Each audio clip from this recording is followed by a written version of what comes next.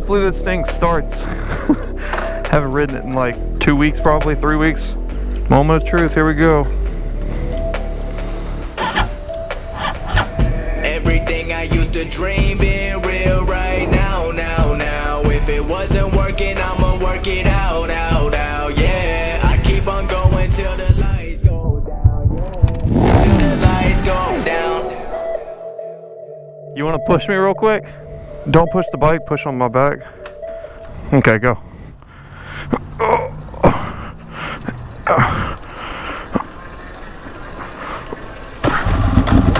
Oh, so close. Oh my. A little bit faster.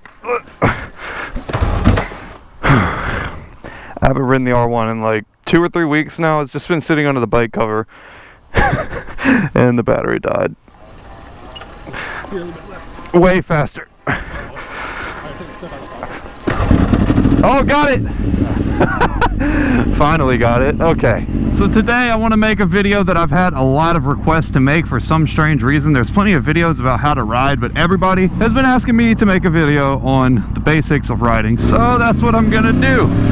As you guys know, this is my 2013 Yamaha R1. I don't recommend using this bike or anything even close to it as your first bike to learn how to ride on. I'm only using this for demonstration purposes, so do not, please do not get on a 1000cc motorcycle and try to learn how to ride on.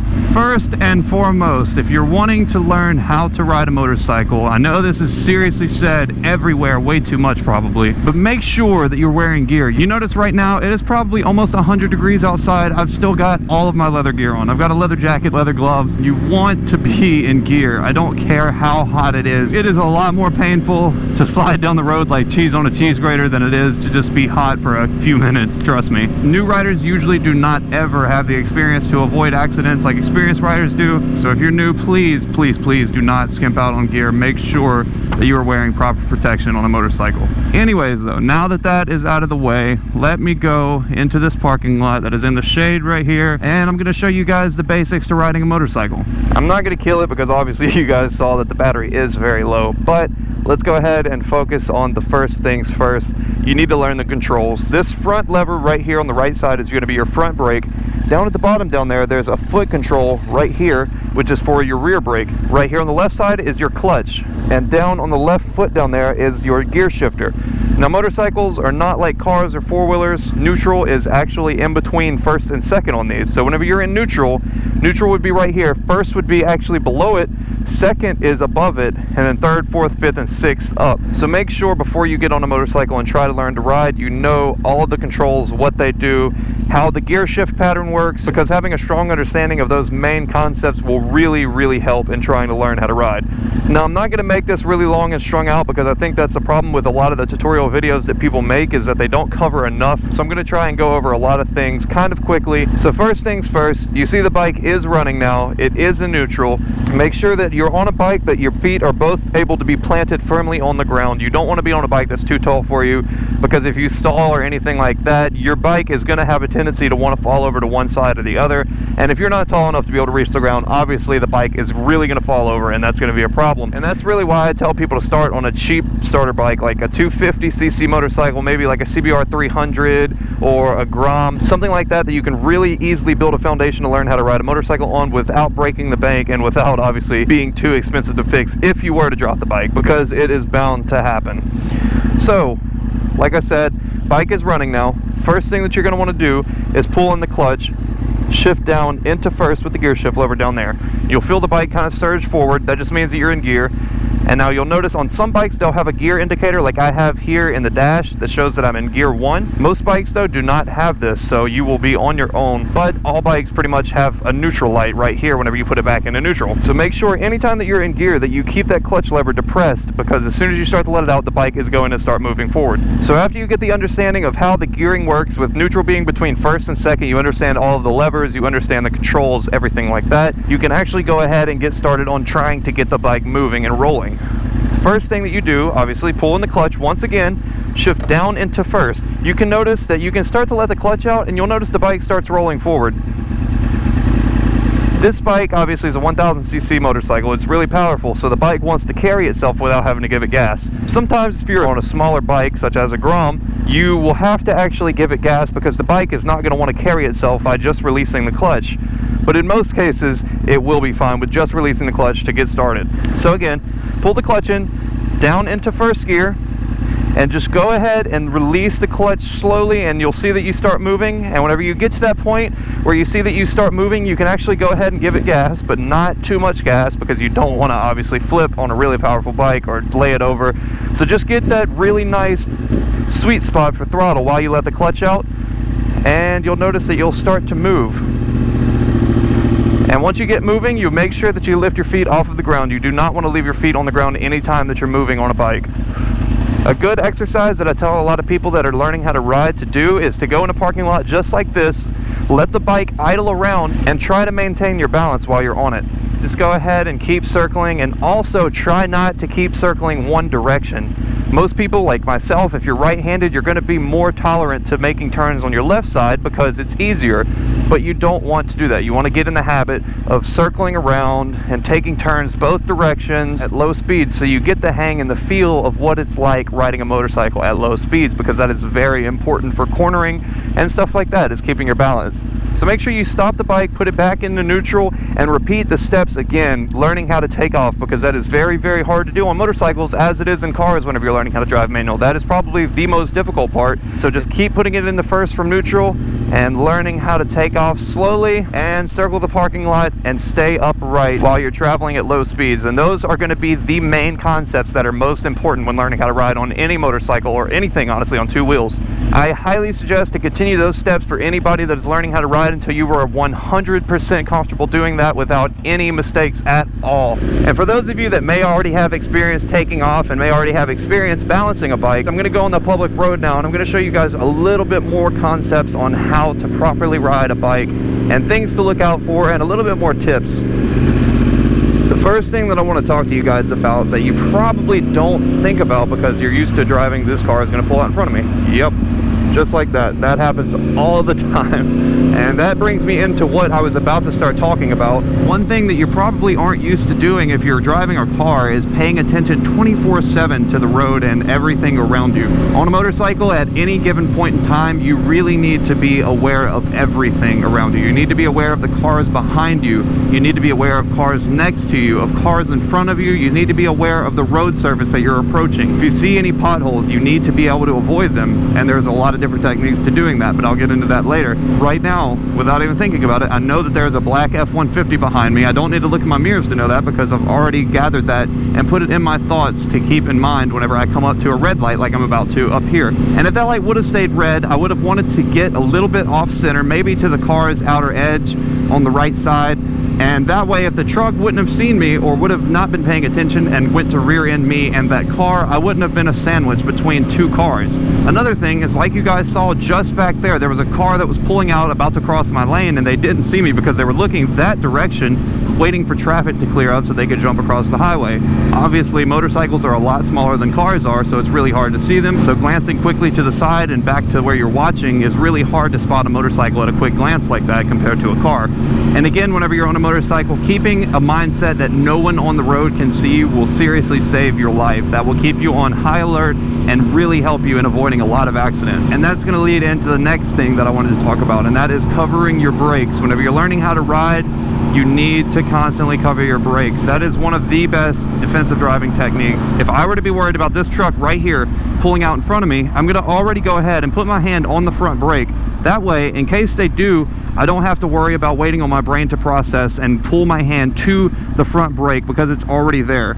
Accidents happen in milliseconds, so by covering your brakes, both your front with your hand and your rear down here with your foot, anytime that you're expecting someone to pull out in front of you, you're already a step ahead of the game by having everything covered. You don't have to wait on your brain to process, okay, a car just pulled out in front of me, now I need to move my hand and my foot to my brakes and squeeze. You're being a defensive driver. Your hand and foot are already there, and that way if that driver were to pull out in front of you, your hand and your foot are already there covering the brakes, and you'll stop much faster than you would if you weren't covering up your brakes. Now, another thing, you see whenever people ride, they do exactly what I'm doing right now. They go side to side in the lane, and most new riders probably have no idea what experienced riders are doing by doing that. They think that they're being careless. They have no idea what is going on. Well, let me explain. Whenever riders go side to side leaning in each lane, they're not just acting stupid or trying to show their ass. The motorcycle tire is actually shaped almost as a semicircle on the bottom. What riders actually do by doing this whenever they first get on their bikes is they're actually warming up the outer walls of those tires. So whenever they get ready to take corners on a cold morning, or if they're just getting on their bike and their tires are not warmed up, they will have a lot less chance of slipping, being that their tires are going to be a little bit warmer. Now, the next thing, I showed you guys that this front lever right here is the front brake, and I showed you guys down there at the bottom is your rear brake. Whenever you're braking and coming up to a red light or a stop sign, there's actually a technique that you use to stop. You don't want to just use the front brake, and you don't want to just use the rear brake. Instead, if you're looking for maximum braking capability, you want to focus on using 60% of your front brake to 40% of your rear brake. Providing too much of one and not enough of the other is an easy, surefire way to get in an accident. Take it from me. And what I mean by this, I'm going to explain to you guys a little story about what happened to me. Whenever you're going to brake in a really high stress situation and you need to stop quickly, squeezing the front brake too much, you're going to flip over the front of the handlebars. The front brakes are going to lock up, the back of the bike is going to continue with its inertia and momentum, and it's going to flip you off of the front of the bike. If you use just the rear brakes and you lock up that rear tire, you're going to start fishtailing, which is actually what happened to me in an accident. I was coming up to a turn, and I needed to stop rather quickly, so I thought to myself, I don't want to squeeze too much front brake and flip off, especially if I'm needing to stop this quickly, so I'm going to apply primarily rear brake and just a little bit of front brake. Well, what happened with this is that the rear tire locked up and I started sliding. And it's funny because if you go look at the place where I wrecked, you can actually see the rear tire locked up for about 100 yards because I wasn't using enough front brake and the rear brake did not have enough stopping power to stop me completely. And because of this, I actually kept going. I went, instead of going around the curve, I went through the curve, I went through a ditch, through a brick mailbox, and ended up upside down in somebody's front yard. There for a few minutes, I laid pretty much unconscious, couldn't move, and finally got my wits to me and actually pushed the bike home. But lesson learned, and that taught me the value of using a front brake paired with a rear brake at 60% front and 40% rear. Look at this. Texting on her phone and just pulled out clean out in front of me. Now the next thing that I want to focus on for those that are a little bit more experienced in getting ready to take corners a little bit faster is countersteering. I'm going to explain the concept of countersteering first, and then I'm going to show you guys how it works, because I know a lot of you guys are not going to believe me until I show you. So basically the concept of countersteering works like this. If I'm wanting to take a sharp right turn, I'm going to want to push right with my right hand. And I get it. I know a lot of you guys are probably very confused right now because you're wondering, okay, if I'm pushing the handlebar to the right, it obviously is going to turn the wheel to the left, so how am I supposed to turn to the right if I'm pushing the handlebar to the right with my right hand? To understand the exact specifics about how this works, you would have to understand the properties of a gyro, which is essentially what your two motorcycle wheels are whenever you're riding. Your wheel has a lot of mass on the outer circles of your wheel. As your wheel begins to move faster and faster, those masses will want to pull apart from each other more and more, and that's actually what creates the property that people know of as a gyro. And because of these forces, you'll notice that once I'm moving at a decent rate of speed on the motorcycle, I can take my hands off and the bike continues to move in a straight line rather than tumping over to one side or the other. And so once you have a decent understanding of the concept, I'm going to show you guys how it works. So right now, since I am moving straight, I can turn the wheel to the right. The bike starts to lean to the left because the gyro forces are continuing to turn, and whenever you pull the wheel to the right, it leans over to the side, and that is where countersteering comes in. Now that you guys have an understanding of the concept, I'm going to show you guys how it works. So I'm going a little bit faster now, and as you notice, there's a curve coming up here. So it's a left-hand curve, so what I'm going to actually do is push with my left hand to the right, and you'll notice that the bike starts to go and lean to the left because of those gyro forces that I was telling you about.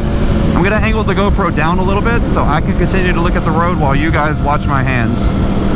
So there's a right-hand turn coming up. I'm going to take my right hand now and push forward, and you'll notice the bike leans to the right.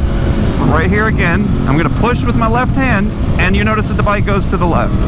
I'm going to push with my right hand, and the bike goes to the right.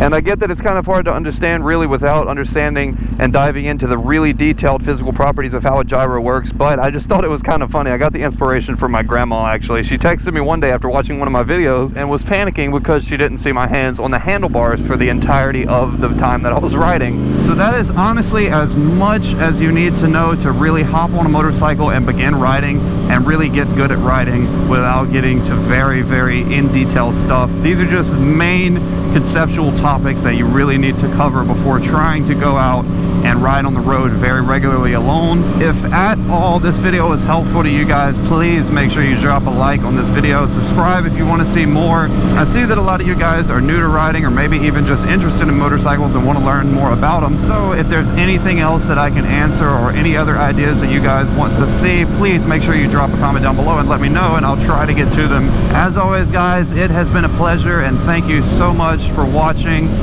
Until next video.